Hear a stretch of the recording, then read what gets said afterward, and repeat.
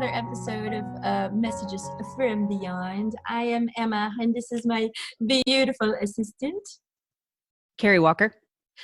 Kerry. Did you have fun at the event? Oh, you know what? I don't mean to suck up to you while we're on air, but you know, you've always been amazing. And I love to tell people the story about when you read for me the first time, and you did such a phenomenal job. I mean, now you would know the players in my life, but then you didn't know anyone, and you brought back like layers upon layers of people that have been gone for many, many, many, many years. But what you did there, I mean, for 2 hours straight, I think actually even over 2, you sat and you just brought through person after person after person, and half of the audience you had never even read with. And so no paper, nothing. And I don't mean to keep talking about how real you are, but I've never seen anything like it. That was phenomenal. And the healing that went on that day. I mean, everybody was crying at some point during your reading. I saw a lot of, I've heard a lot of tears. The light was so bright I could barely see the audience, but I heard a lot of people sniffing around, and I got a lot of good feedback afterwards and validations. And it was so much fun to get everybody, to get a hug from everyone. I think I hugged like hundreds of people. I don't know. It's just like love was coming at me in all directions. So thank you, everyone, for giving that to me, because I needed I was at kind of in a point where I needed some validation that what I was doing was good.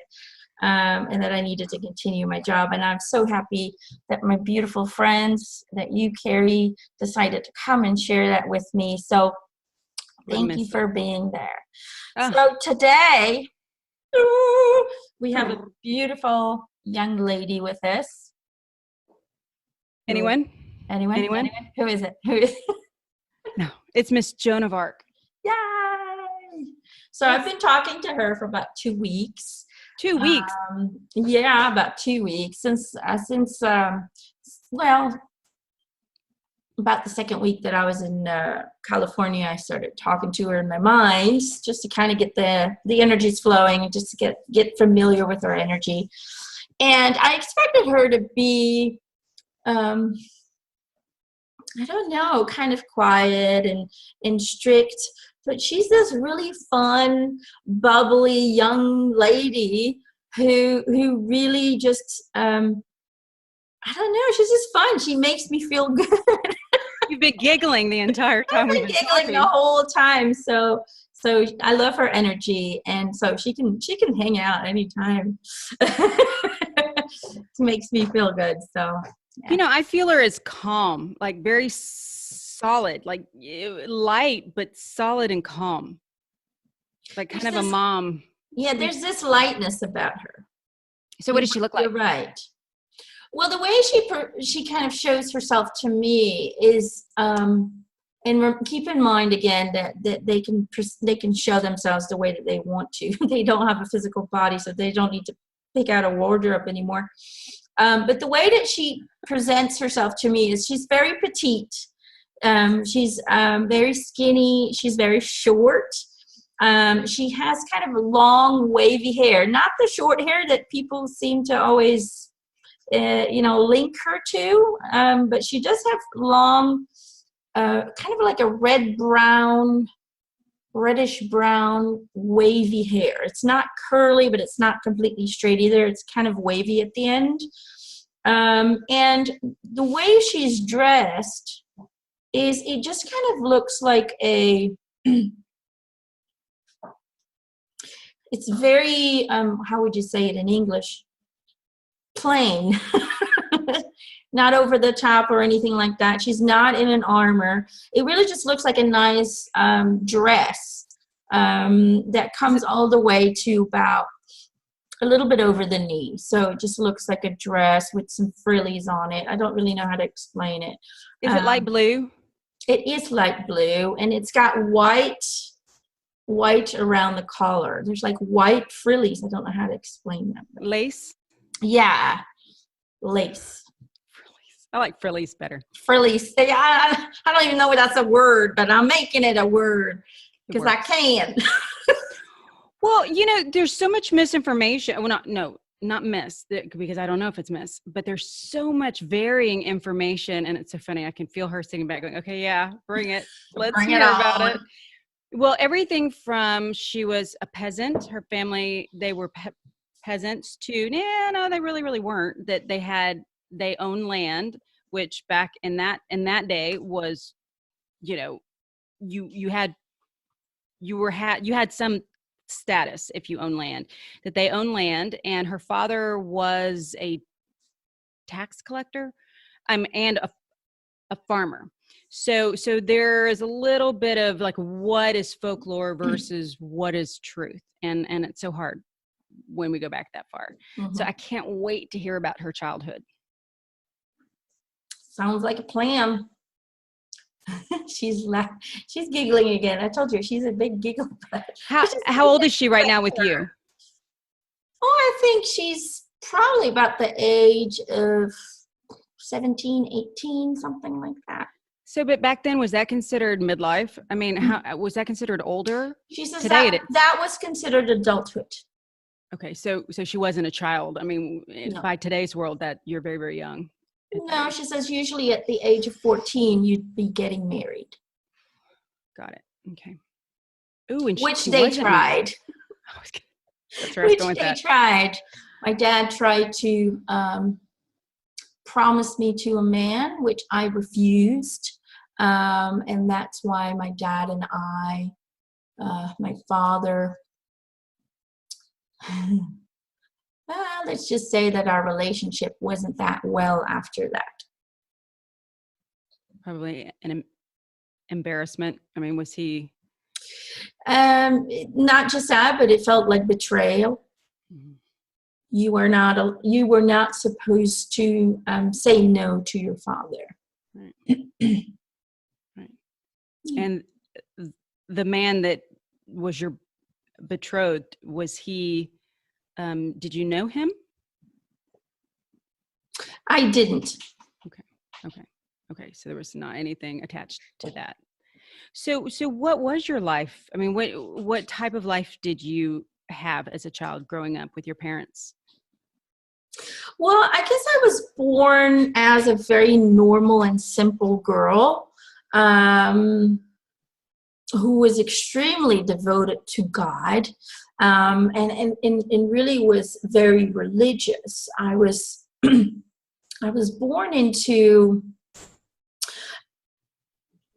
a very religious peasant family at a time when not only a civil war between the elites of the French was raging, but also the English had invaded my country many years before my birth.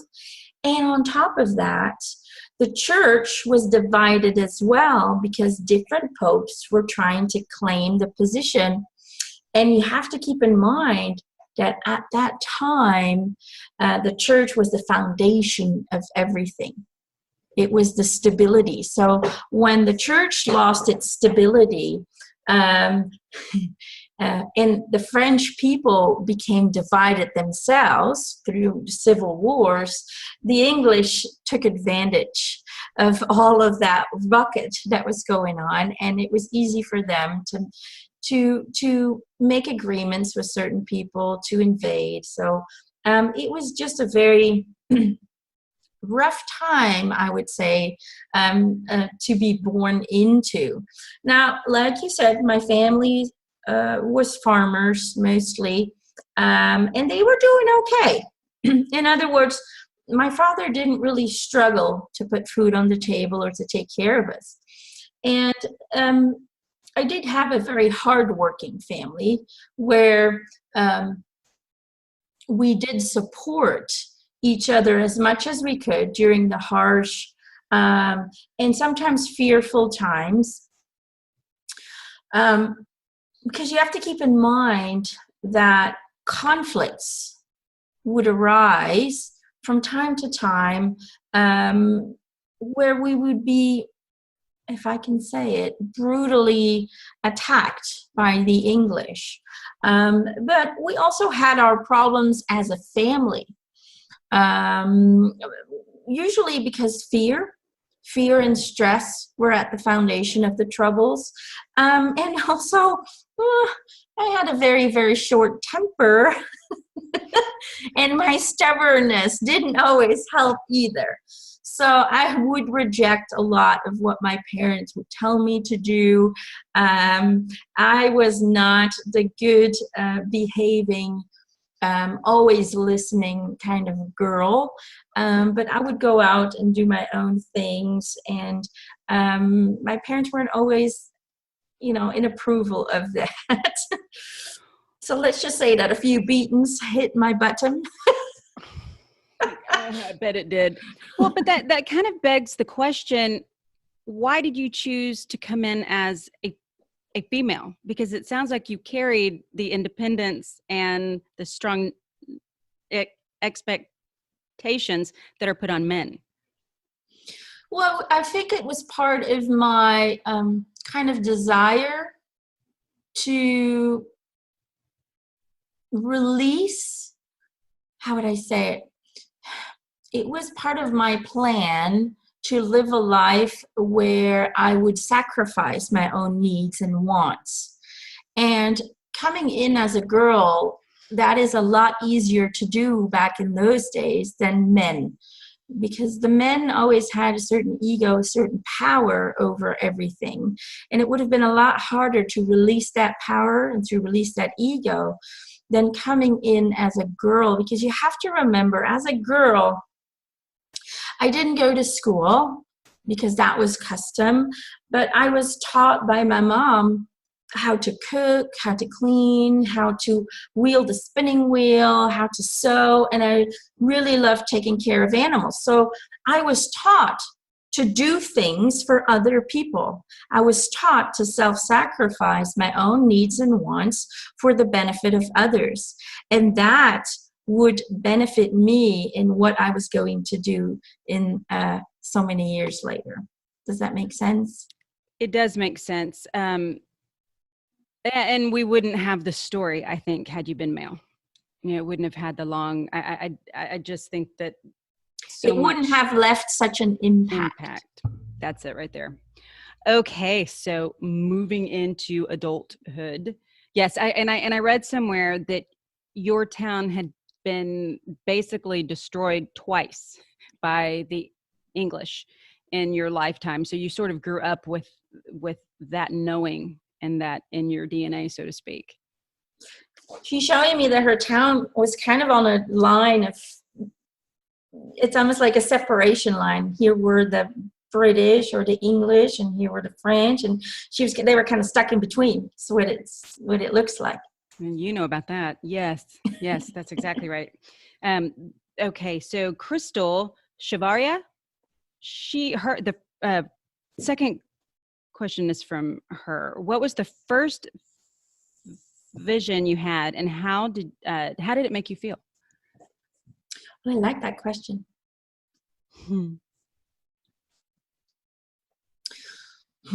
She's saying, good question. A question that many people have asked. She says, my first vision came around my 13th birthday after I fell in the garden and hit my head on a rock. I was instantly in a very bright, almost eye-blinding space, and I saw a blurry image of a man walking towards me. Now, I couldn't get a good look at him because the light that was surrounding me was so blinding. Now, I did kind of feel and see other entities being present in the background, but I just couldn't make out the shape of them or who they were. And as the blurry image approaches, I hear a deep, soothing voice that seemed to be coming from that shape. But I didn't see a mouth move, or I didn't see, the human characteristics of a person talking to you. So there was a voice coming, but there was no mouth moving. And the voice didn't say much. It only said that I needed to be good, and I needed to be strong, and that I was going to be guided to do God's work. And so the next minute, it really was instant. So 1 minute, I'm in this space that's overly blinding. The next minute, as soon as the conversation ends, I wake up in my father's garden with a massive headache and blood on the side of my temple. And so after the vision, I had this overwhelming knowing, is the only way I can explain it, that it was Archangel Michael who brought through God's message to me. And after a few minutes, I started to feel confused again. And I started to feel fearful again because the message wasn't very clear. And I had a lot of questions. And the peaceful feeling that really overwhelmed me at that time in the bright space was starting to fade away. So my human emotions and my human doubts returned. And I decided not to speak of this to no one because I just wasn't sure if it had been a dream or if it was reality at that time. So that was my first encounter with the voices.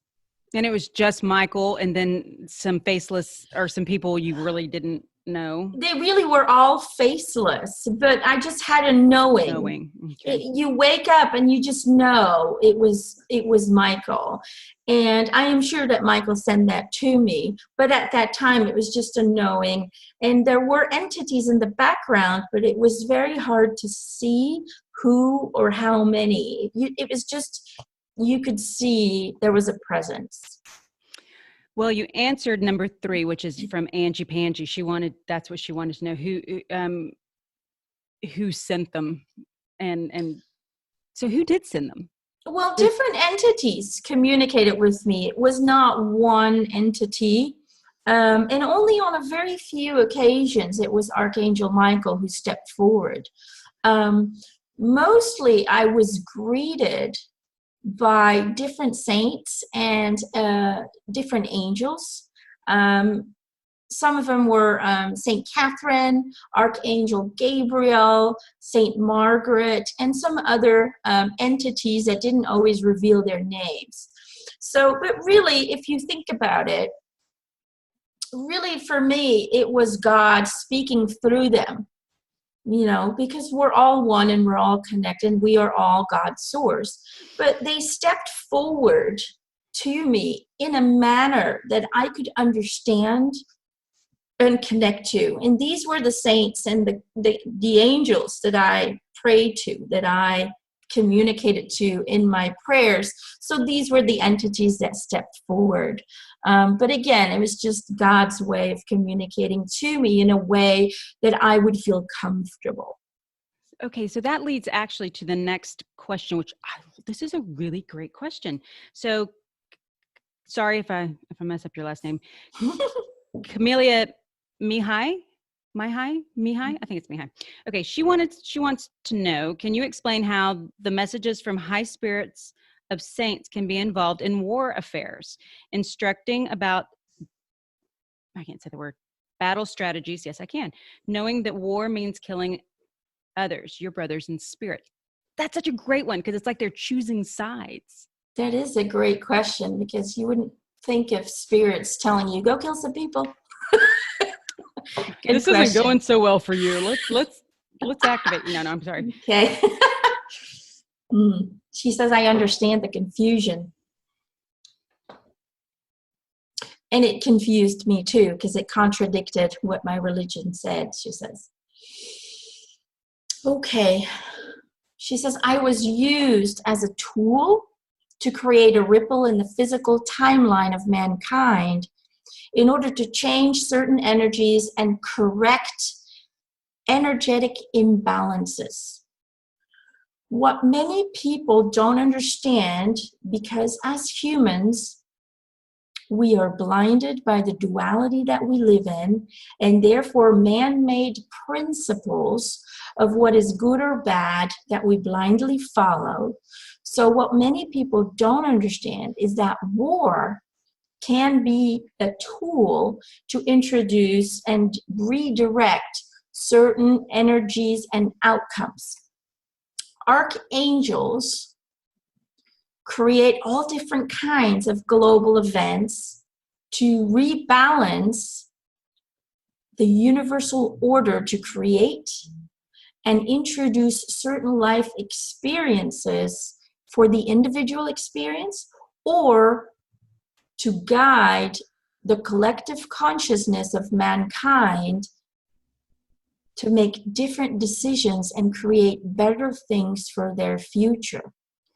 That said, the messages from heaven were intended to save lives and restore balance, to stop almost a century of suffering, killing, and oppressing, and was never intended to satisfy the egos of leaders.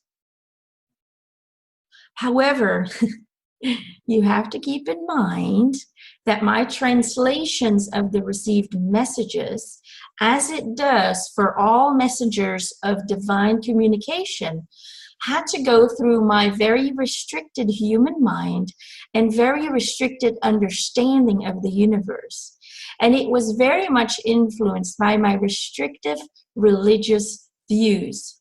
So some of my received messages might have been misinterpreted, but they eventually led to the intended changes and rebalancing of specific energies in this human world that affects all of us, and that affects all that is. So I hope that makes a little sense. Oh, no, it absolutely does. And it was funny. What I heard was, it is the trailhead of change. Yeah, that does make sense. War can be used to usher out and usher in different things. Not good, not bad, just difference. It is just a tool to experience certain things for people, individuals, but also to change the direction of mankind. And that it does oftentimes. Well, thank you for that. Okay, so Joellen Hare wants to know, where did your bravery come from? She's giggling.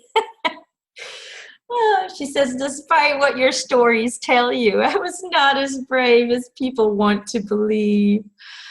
I was mostly fearful of making mistakes and wrongfully interpreting God's messages, because the messages were never very detailed, and I believe they were open to interpretation.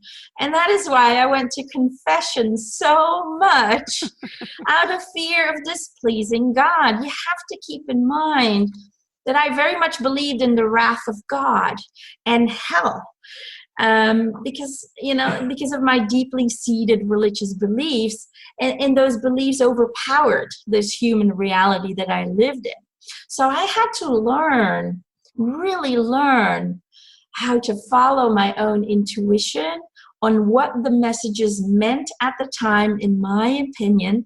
And I think that was the bravest thing I ever did, was to follow my own internal guiding system without questioning it. If people, and I think all people can be that brave, but if people would only follow what feels right to them and what is based on love, not just for the self, but for others as well, then we can all be heroes in our lifetime as well. So I was brave in that way, and trusting my own, just kind of trusting and having faith that however I interpreted was going to lead to where God wanted it to lead. Okay, so that's no small thing. I know that so many of us have to do exactly that, dampen down the way we're raised and the structure in which we're raised in. And if that strong belief, which from what I understand, that was your foundation, your core. So to channel information, which is what you're doing, and how long did that transition from, oh, I don't know if I'm getting this right, to, yeah, I'm sorry guys, this is what we have to do? How long, I mean, did that take years for you to master that? The doubts never went away. It never went away. That's human condition. It was always doubts come in, fear would follow, and then I would visualize me. This is what I did to confront my fear. I would visualize me standing opposite of me, and I would look her in the face and say, "You're not welcome here because I cannot do what I need to do when you're around." Something in that nature I would tell my other me, my alter ego, my fearful me. And then I would basically tell her to leave. I would eliminate her presence, and then I was able to make decisions. But the fear always came with every decision that needed to be made.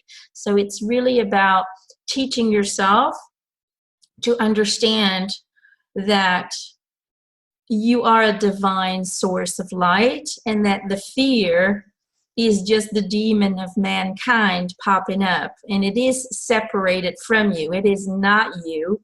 So by creating that separation, you can then actually eliminate it when you need to make certain decisions in your life. You can literally show the door. That's what I would have to do over and over and over and over again till the day that I died. And you probably did it then too. Well, can I ask? And I know Emma is asking me to keep it very short, and so I will try. But I understand that when you went to the not yet but yet King Charles, I believe, in France. I know that I think you had to go to him twice and tell him. I mean, that right there took a lot of guts to say, by the way, I'm having these visions and God's talking to me through these archangels. And guess what? This is what we have to do. I mean, that in itself must have been a very difficult scene. And to trek out by yourself. Well, she said it all started by sneaking out. That was the scariest bit, was leaving my family without telling them. I did have my brother with me. One of my brothers went with me. But leaving my family and having this knowing in my mind that I need to go and convince a stranger with lots of power that he needs to have faith in me. He needs to believe in me. It is a very scary thought. But at that moment, despite the fear that was present, there was also a very big internal push, a strength, I would say, that I hadn't experienced before. So I know that the angels were pushing me into doing this, and that did give me the courage to go up and say hello. Yeah, but the fear was present, but the strength that I was provided with was stronger. I can't imagine that when you say, okay, tonight, we're leaving today, that impetus, that catalyst that made you decide to leave that moment to go see him. How long was the trek from where you were to where he was? It was several weeks. We were underway. Yeah. Holy moly. Okay. I did not ride. I guess we just thought to get in the car and go down there. Okay. So Anna Galena Andreoni. I know I killed that. I apologize. Okay. Joan, in your life as a small child, she wants to know, did Source come and speak with you about your intended journey in that life? We kind of already answered that. Not in detail. He didn't, I didn't get an overview of this is what you're going to do. And this is,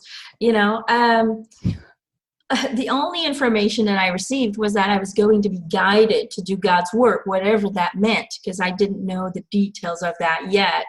But nothing really was revealed of what I was here to learn or why I was chosen to do this work. And that creates a lot of insecurities within a person when you're not really getting all the details.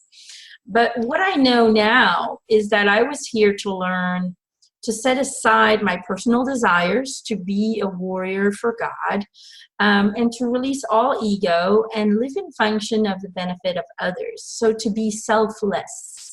And I was also here to encourage others to stand up for themselves and to stand up for what they believed in, to bring a sense of hope, and really to restore faith in God, because that faith was starting to disappear at that time, but also to restore faith in a positive outcome. So that's what I was here to do. Okay, and Emma, you can take this out if you want. Well, okay, first of all, I want to create this context that the war had been going on for 75 years or more at this point. And so that faith had dwindled. And I think people are paralyzed by fear. Mm-hmm. And so to have somebody come forward and say, we got this, we can do this, I think that is huge. So here's the part. So Emma, who is it I keep hearing? I keep hearing things like, if you knew the outcome, if you knew where you were going with this, Joan, you would, as you were saying that, like, I didn't know what the outcome would be. I heard somebody go, oh, hell no, I'm not doing that. Who is that? Somebody keeps rattling off in my head. Okay.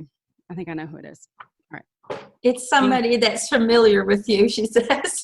And somebody really funny. And I just saw you going, oh, we're not doing that. I don't think so. We are not going to the would-be king and telling him, we know how that's going to end. Okay. All right. Okay. Come back. I'm sorry. I just keep giggling. Okay. What went through your mind when you saw all the victims on the battlefield? And I think there is a name there, but it didn't show up on number 7. Okay. I'm sure they'll recognize the question. She says, well, it was hard for me to see the many victims because I did warn the English with a letter, and in a way, I felt that I had failed to save lives, but as a child, I had already been introduced to many horrible, bloody scenes. So I had also prepared myself for these horrible events and these horrible images, but it made me feel like I had failed in my attempt to stop the bloodshed in a way. I'm sorry about that. Okay, so Castor Palou, did I say that right? Palou. Did you kill people with your own hands in battle? If so, how did you feel? How did this affect you?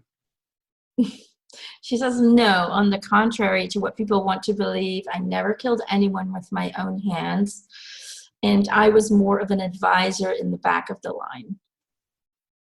Okay, so there is one count that says that you were actually shot with a spear and that it went 16 centimeters in somewhere between your chest and your neck. But then they say, maybe not, that may not be right, but you were wounded. And this is one of your miracles, because after that you were back on the battlefield. I was wounded several times, despite the fact that we were in the back. Arrows would fly around. I did get wounded. However, the wound was not as severe as people thought it was. It didn't penetrate as deep as people think it did. And let's just say that with the help of my angels, I was able to kind of eliminate the pain. Mm-hmm. That gave me courage to continue and to encourage others to continue. But it wasn't as severe as people make it out to be. People want to believe that I rose from the dead almost. It was basically, she's just showing me it was over here. It grazed it, and it got stuck a little bit with the point, but it wasn't completely penetrated. Okay. Okay. So now, Sarah Meyer would like to know, did you have any fear after your arrest, and what happened during your imprisonment? She's shaking her head, yes.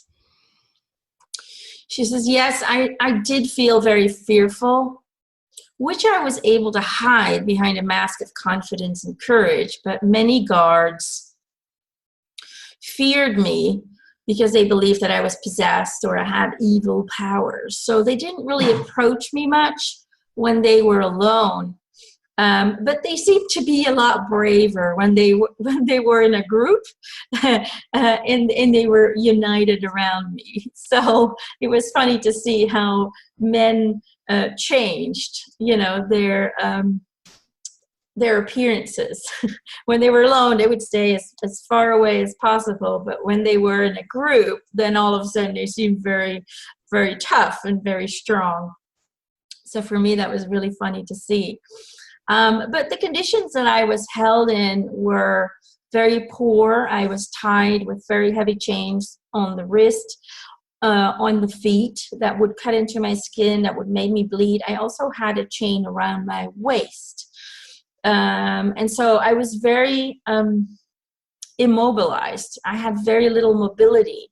So my muscles and my hips and my joints became inflamed, became very painful. They would also interrogate me frequently and would force me to confess to things that I didn't do.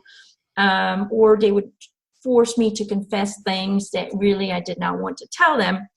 And so despite the horrible conditions, and despite the fear that I felt, I think I suffered the most from my inability to go to confession and receive our dear Lord in Holy Communion. So that for me was the real torture, was not being able to do that. Well, do you mind if I add? I'm going to ask you a question.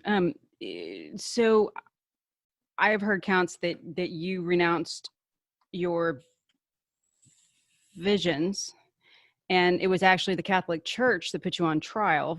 And so you said, no, I did not actually receive the visions, and that they actually were upset too because you wore men's clothing and you refused to give that up. Is that just folklore?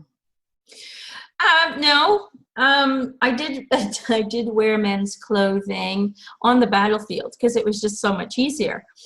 However, despite what people would say, I did wear dresses as well. When it came to the interrogation, after a while, don't forget, I had been captured for many, many months. You just get tired. Yeah. And there comes a time where they promise you things where you go, well, if you say this and if you say that, then you can do this and you'll be free and all of that. And if after many, many, many months, you just kind of give them what they want, because you're just waiting and nobody seems to be coming to your rescue. And you sometimes lose faith. And that's what happened to me. I lost faith, and I felt betrayed in some way or form, not just by my king, but also by the voices. Because the more fearful I became and the more exhausted I became, the more painful I became, the more the voices stopped talking to me. Yeah. And it's very hard. It's not because they weren't there, but it's just because my energy was getting so low in frequency that I just couldn't receive their messages anymore. So you get to a point where you lose yourself and you lose your confidence and you start to just give them whatever they want in order to get some improvement in your situation. When it came to the men's clothes, I didn't wear men's clothes in the prison, but somebody, she's showing me two men ripped her clothes off that she was wearing that were really nasty and disgusting, and they're showing me, and offered her only the men's clothes to wear so they could use it against her. But it was either that or being naked. Which she didn't want to be. So she's saying, things were forced, and eventually you lose hope, you lose faith. But in the end, my faith was restored. I decided to step away from the abuse and to go inwards, to really, let's just say that I was like a mantra, reciting my prayers over and over and over and over and over into my mind. So in a way, I started to become in a kind of meditative state, where I started to clear the clutter of fear and disappointment and anxiety, and I started to get a better connection again. So I started to see their presence again. And slowly but surely it started to build up again, and I started to regain the courage to stay true to my beliefs. That took... Yeah, It's hard. It's hard. And people want me to be this heroine that was perfect and that didn't surrender, but I was human. Right. I was human. Right. Okay, so Susan Drews wants to know, why was it so important for you to ensure that the northwest portions of France that had been lost to the English be recovered for France? How would history have changed if you and the French army would have failed? Good question, Susan. Well, she says too much power in the hands of one human ego is never a good thing. So imbalance of power would have occurred, and England would have continued to expand its power over the rest of Europe, resulting in the oppression and killing of many, many more, and preventing diplomatic relationships and communications to ever be created. So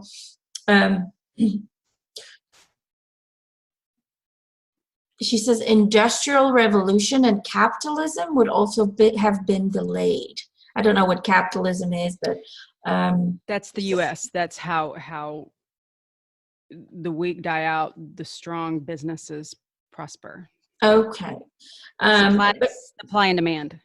Okay. Well, she says, but keep in mind that is just a possible timeline, and there could have been different ones, as the future is never set, and dependent on and always dependent on the collective energies. So another possible timeline would have been that another person would have been contacted and guided to make the changes that I, for example, might have not been able to do, if that makes sense. So it really is hard to say, but there were different possible outcomes for that timeline if I hadn't done what I did. If you want to look at it that way. But the biggest worry was the imbalance of power, and certain events would have been delayed or not even ever exist, would never exist. Stop and think about that. Not you have, but everybody, stop and think about that. How one person can turn the tide. One person. And without you doing your job, singing your note in the choir, how different and how the ripple effect of that potentially can be huge. So, okay. So this next one, again, the name is not printed for some reason. Number 11, the still existing documents of your statements during your trial, did you answer their questions truthfully? And how did you feel when the French didn't come to your rescue? We kind of touched on it a little bit. No, not all my answers were the whole truth. Of course not. They were the enemy.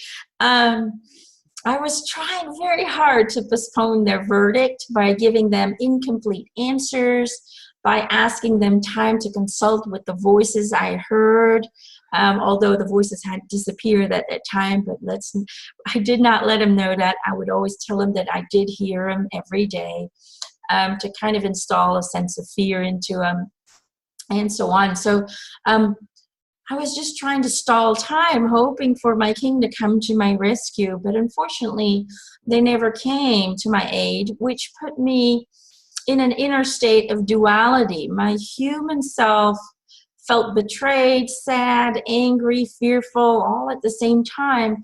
But there was a part of me, a very small spiritual side of me, that felt some comfort into knowing that God would watch over me no matter what the outcome would be, despite the fact that those voices did stop coming. I believe that my fears and anger, which are very low vibrations, disconnected me from them. But in my heart, I always knew they were listening. So despite the betrayal that I felt, I always had this knowing that God had my back, that God was there, whether or not I could hear the voices. Mm-hmm. That's a good thing to remember for us. Now, here's a girly question. So, Katie Faber, I'm trying not to put my glasses back on, wants to know, did you ever fall in love or have a significant partner? And if so, with whom? Oh, well, the answer is not as romantic as you might hope, Katie. I fell in love with God. It was hard for me to love or trust men because of the many horrible acts that I witnessed towards women and young girls in my time. So my love went to God. Wow. Okay, so now the burning question. Sorry, that was punny. No, I'm sorry. Okay, so did you suffer at the stake, and what was your mental state at that moment? And please tell me you were not in your body. Okay.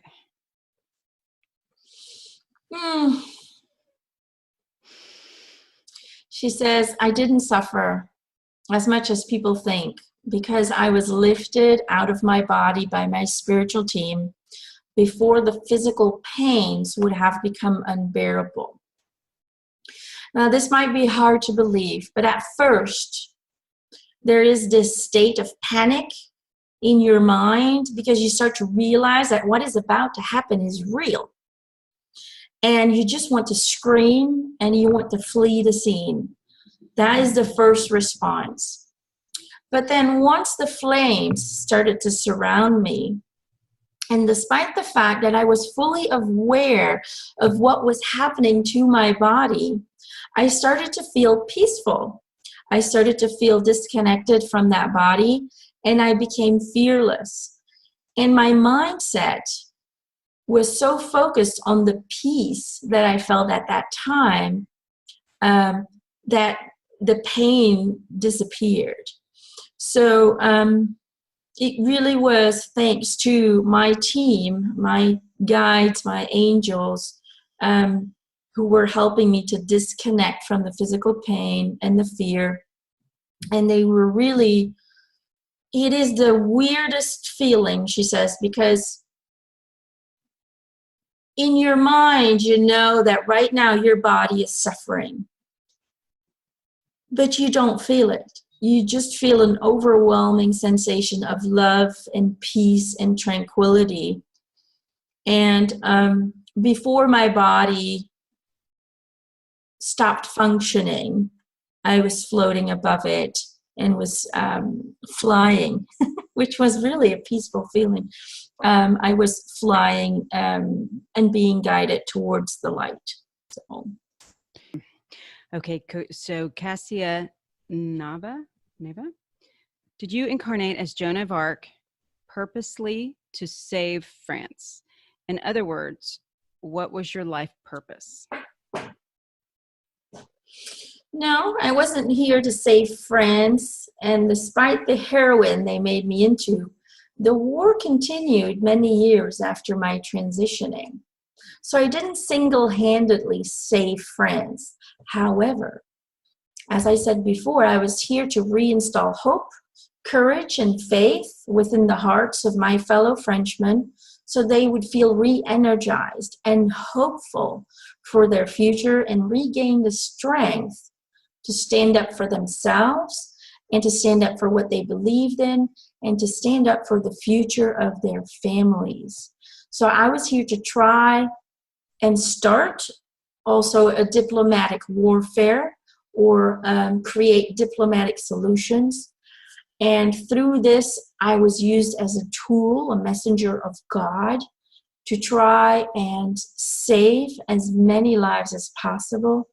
However, through free will, the opposers rejected my warnings, and some unfortunately had to suffer in transition. Can you be more specific with that or no? Well, many soldiers, despite the free will, despite the fact that they had heard about the warning, and they still decided to continue to follow their ruler, despite that fact, they chose freely to take the risk of losing their lives. So, was there bloodshed? Absolutely. Did many people die during the battles that I had orchestrated? Yes. However, always keep in mind that they had a choice. It's always a choice. Okay. I gave that to them. The choice, the options. Yes. Yeah. Door number 1 or door number 2. Okay. So Diana Rodriguez wants to know, what was your biggest challenge in that life? I believe my biggest challenge was not to allow my human ego and fear to intervene with my divine purpose. It was a challenge to continue to believe in myself and my abilities to hear spirit, because I doubted myself and the voices I heard many times, because the messages just didn't always make sense to me, and they were very contradictory to the teachings of my religion. And my religion was everything to me. It was my comfort zone. It was like, my religion was like a stable, unchanging, eternal, all-loving friend who supported me. And here come these voices that contradict certain of my religious teachings that I had to execute without questioning. So it was very challenging for me to continue to have faith in what the voices were telling me. And the fact that you did is incredible. I mean, that's a testament to your will and your belief. Okay, so Joanna Jones-Sick, did you have a real friend with whom you could share your thoughts? Did you feel the support of ordinary people during the most difficult moments? Good question. Well, when I was young, I got along very well with my brother Jean, who eventually fled with me to Neufchâteau, and he accompanied me to France to meet the Dauphin. I did feel an immense support and received many gifts and care from a lot of strangers who truly believed in my God connection. However, my inner struggles stayed with me always, and they were only shared with my archangels, with whom I communicated with. And so growing up, I didn't really have what many people would call friends. I knew people, I had acquaintances, but I didn't really have people that I could confide in what was happening, because I was considered odd and peculiar. I was very extreme in my religious practices, and that didn't always resonate with everyone. So yeah, I didn't really have the friends, I guess, that most people do when they grow up. I was a bit of a loner. Just me and my voices. Just me and my angels. I don't know. That's a pretty good posse. Anita Larson would like to know, does being a saint change things for you on the other side as opposed to those who are not sainted? If so, how? I love that question. She is laughing right now. She's saying, I'm sorry. She's saying, I am sorry I'm laughing at your question. But you say, no, that doesn't hold any value in the higher realms because we're all one, we're all connected, and we're all the same. So here we have no need for materialistic items, and we have no need for anything to please or enhance our egos. So therefore, being declared a saint holds no meaning or extra value for me here in heaven. So no, absolutely not. You don't get a special parking spot, different No, angel wings. I mean, nothing, huh? no extras, no bonuses, because No perks. we don't need to. Everything is instant manifestation. Yeah, no, okay, that's funny. Okay, so what are the things that have been written in the school books that have been invented by the religions, and were they untrue? I'm a little sketchy on the question. Well, she says, as almost every story in the human historical timeline, many untruths are added to my story in order to create a figure of inspiration and hope. She's laughing. She says, you see, us humans have such a hard time to find divine inspiration, courage, and fearlessness within themselves that we always feel like we need to create heroes that do. We need heroes because they define the limits of our aspirations, and we define our ideals by the heroes we choose, and in turn, our ideals define us. So heroes truly symbolize the qualities that we'd like to possess and the ambitions we'd like to manifest. So to get back to your question, I don't know if you said the name, but she's calling him Paul.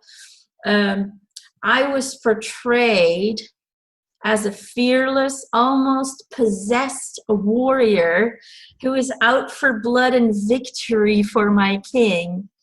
And I can tell you, I never killed anyone, nor was it ever my intention for blood and victory for my king. I can tell you that I was hoping for a diplomatic approach, and I was hoping that my warnings would be heard by the English. Unfortunately, they weren't. Now, what I did support my king because they had told me that he was supposed to be the next king. He was supposed to take over. However, I didn't do this for my king. I did it for God, if that makes a little bit of sense. Also, maybe another thing that is a little twisted, she says, or a little bit has changed a bit, is that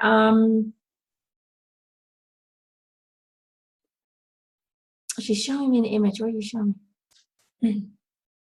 Oh, okay. So the Dauphin Charles, or Charles is what she calls him, didn't believe me. And many stories say that he was instantly convinced that this was so, and that other people had convinced him to make sure. The truth is, he didn't believe me right away, nor did he treat me with the respect that I deserved right away. But instead, I was treated as a crazy person, and I had to go through weeks of embarrassing and physically violating examinations. And the French basically put me through the same interrogation methods as the English did. They did the same thing, you know. So that respect didn't come till later, till I had kind of proved to them who I was. And also, I was never really respected, I felt, by the soldiers on the battlefield, you know, as a lot of people claim, because I was a female. I had no place on a battlefield. And on top of that, they believed that I shouldn't tell men what to do.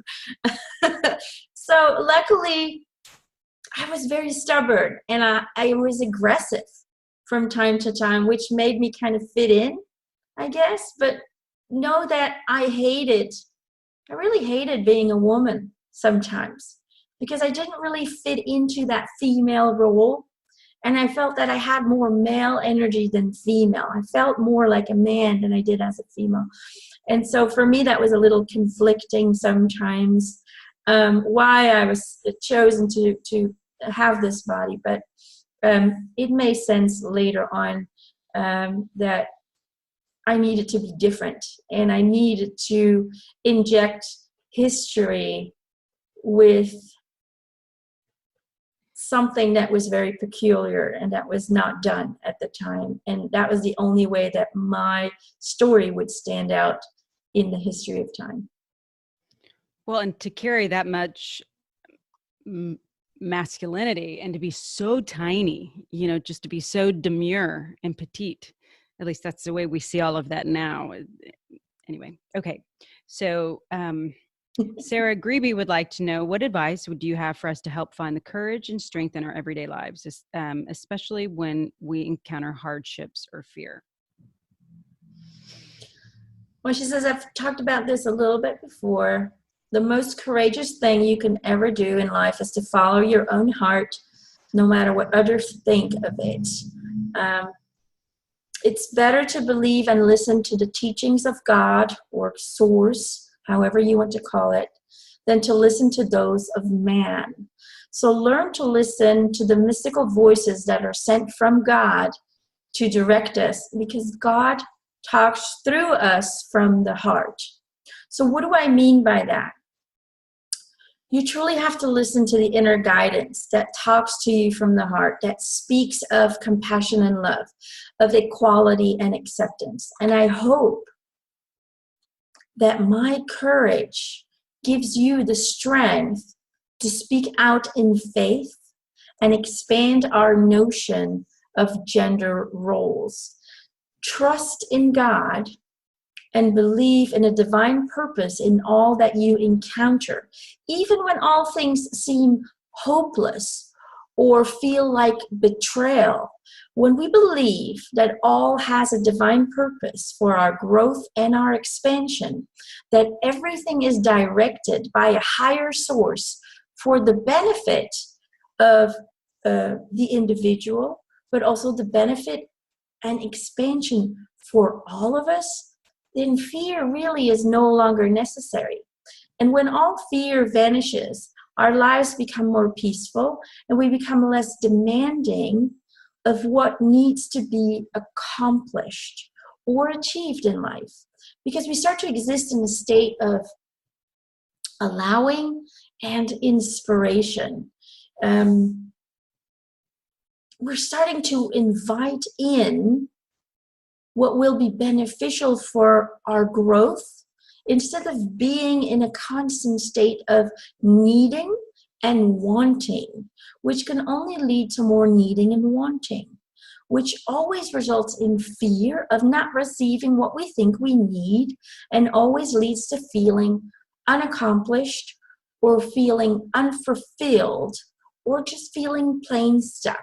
So being in a state of allowing allows you to be fearless and allows the universe to provide you more beautiful and more wonderful things and more wonderful experiences than your limited human mind could ever possibly imagine to experience. So believe in God. Believe and have faith that everything that comes to you with a reason, with purpose and intention for your experience and the collective. And therefore release all fears of not achieving or reaching what you believe you need in order to accomplish this journey, or in order to reach abundance and happiness. And just allow the universe to show you what you need. Allow the universe to provide it for you in a manner that will exceed your own expectations and your own creative mind, is what she's saying. Ta-da. I'm going to go back and listen to that again. That's beautiful. No, that's beautiful. Great words. Bethany Blessings. Hi, Joan. If you had one message for humanity at this time, especially those who identify as female, what would it be? Thank you for being with us. And would you like to be called on for protection? Well, first of all, anybody can call on me for guidance and protection, but know that protection is not really necessary, but the guidance is. Well, Bethany, she says, we can all change our communities and improve human lives if we just follow our hearts and stand up for what we believe in. My advice is hold on to the following 4 guidelines in life, and the change for positivity will occur, even if it feels like it's not right away, because change always comes with fear for the unknown, which will be at first accompanied with resistance and manipulation. Okay? But hold on and follow the 4 guidelines that I will give you. First of all, always act from a foundation of love. Despite what history tells you, everything I did was out of love for my people and was out of love for God. Every soldier acted from free will and had a choice to surrender. I never allowed the killing of those who surrendered and never prolonged a battle any longer than was necessary. And I always helped those in need. So always act from a foundation of love is my first rule. Secondly, be courageous. Have the courage to follow and defend your convictions and stand by them no matter what. I always did, no matter what it cost me, even if it costed me my life. Third, always speak your truth.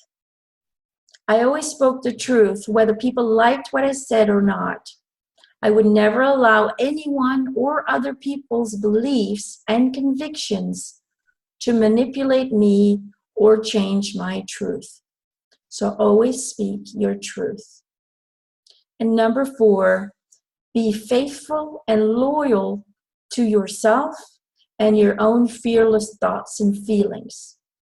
Know that God talks through you and communicates to you through thoughts, feelings, insights, creative ideas, and so much more. It will send you people and experiences to help you grow and plant seeds of thoughts. You yourself, your own soul, knows exactly what it is here to experience. So start listening to your own soul and dismiss all the beliefs and thoughts of others. What you believe and feel creates your reality. So believe in all the good and all the possibilities that the human race can move into, and feed it with the undying faith that it is being created as we speak. So be faithful and loyal to yourself, because you are God doing work to change the ripples in time, space, and universe. That is my advice. That's like a whole plan. I mean, that is not just little advice. I think that is worth Emma writing down those 4 things. You have to re-listen to it. Well, can I ask one more question? I know that's the end of the listener questions. Have you reincarnated since that lifetime? I mean, I'm sure your soul has, but in that personality? Many people believe they are an incarnation of me all over the world. I'm here to tell you that all of you hold a part of my essence within you. And when you connect to my entity, to my consciousness, that essence is sparked and is reactivated, therefore making everyone feel very connected to me, or making everyone feel like they are me. However, my higher self is incarnated in this lifetime, but is not in human form. It is actually in the form of a tree who is in the rainforest, who is part of the healing of Mother Earth. So that is what I'm doing at this moment. Again, a selfless incarnation in service of healing and providing oxygen to everyone inhabiting the earth. Oh, wow. What a beautiful message. Lots of messages. She is so sweet and bubbly and light and peaceful, and delightful. I like her energy. So she can come by anytime. Stop in for some coffee. Yeah, stop by. And it's weird because you would think after everything she's gone through and the human betrayal, and you know, you would expect her consciousness as Jeanne. She calls herself Jeanette, but I call her Jeanne d'Arc is what we call her over here. You would think that there would be a spark of kind of resentment, but there's just not at all. So she's a really enlightened master is what I would say. That's what she feels like. Her energy feels very similar to the Jesus energy that I connected to. It feels very similar, very high vibrating, very light and airy and free. So yeah. So Kerry, thank you for being here with me again and for sharing this beautiful journey with me. I'm so grateful to have you as my friend. Oh, thank you, honey. And I'm so grateful to be here. This is so much fun, and I'm always in awe. It's just, I sit back and I think, I am really tuning into this person. They are really answering my questions. How bizarre. So cool. Yeah, and I want to thank Joan for reaching out to me and for allowing me to put her on the list to be chosen. A lot of people are flinging a whole bunch of names at me. Do this one, do that one. Unfortunately, that's not how I choose to work. Some other people do. I choose and I allow spirits to come to me if they have something to say. That way I don't feel like we're forcing them to come forward or we're making them feel obligated. Not that they probably do, but I allow spirits to come to me. So if you do want a spirit to step forward, send out the intentions. Talk to that spirit. Hey, go see Emma. And who knows, they might step forward if they're willing to do that. Go check out Kerry's show, Alice Eats the Apple. It is on YouTube. You also have a Facebook page. And a website there's some with my blog. Great interviews on there with very enlightened people. And there's just some fun ones on there too. So go check those out because they're incredible and they're amazing. And do we have anything else? I think that's it. I think that we'll catch him on the flip with Coco the gorilla. Yeah, Coco the gorilla. A lot of people ask me, do I do private channelings? I do. It's a daily job for me, but at this moment I'm fully booked for the year. So don't be afraid to reach out on December 20th via email. I'll put the email below. Then you can request a reading for next year. The way that I choose, because I usually get too many names, I get about 500 to 600 requests in about 2 hours time. Wow. I allow my spirit team to guide me to those emails for whom it would be the best time for them to have a reading at this moment. I don't know what your story is, but I am trusting my team to pick that for you, that it is divine timing that you get a reading at this moment. So if you don't get picked, don't lose hope. Try again on the next date that I always mention on my website, Emanuelle.com. Okay, I'm going to close off. I love you guys. I love you, Kerry. I love you, Joan. Come stop by a lot because I like your energy. And we will see each other later. Au revoir. Bye.